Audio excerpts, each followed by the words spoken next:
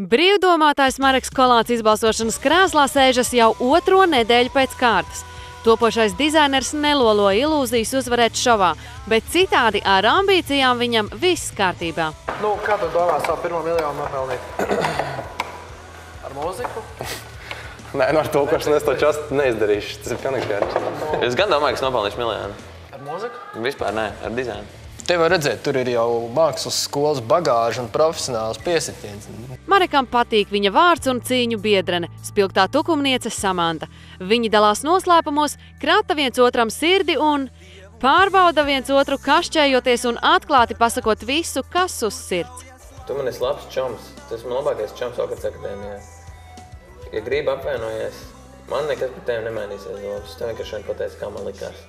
Savukārt ar Annu viņa attiecības ir piņķerīgas. Atbildi man!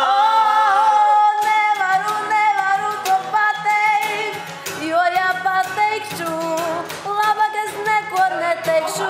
Man riebas tas flamenko. Man riebas jau tā tu negribi, lai es kliedzu. Man riebas tas flamenko tavs. Es Kas nevaru izturēt, es nevaru pagulēt. Kas tev ir? Es nevaru pagulēt, man viņš riebas. Kas tev ir? Āna, tu tagad esi mākslīgi, tu tagad tēlo. Protams, tu nekad netēlo. Es tēloju bieži. Sodīts par tā saukto martīnī ballīti un ieslēgšanos 4. piepīpētā dušas telpā, Mareks viens no pirmajiem grimst smagās pārdomās. Šī bija vienīgā svētdiena, pēc kuras tas bija viss stulbāk izdarīt. Man galvenais vienmēr ir bijis tas, lai no maniem nenovēršās tuvākie cilvēki. Viss beidzās laimīgi, un Mareks turpināja dzīvot kopā ar pārējiem studentiem, provocēt un smīdināt. Piemēram, uzstājoties ar Ānas atrastā gliemeža aizstāvības runu. Tu viņam atņēmi visu ģimeni, visus viņa bērnus, visus viņa draugus. Viņam bija grupa. Iedomājies, viņam bija tāda flamenko grupa. Ne jau velti Mareku par viedokļu līderi uzskata ne tikai Okartas akadēmijas studenti un pedagogi. Izrādās, tas ierakstīts arī zvaigznēs.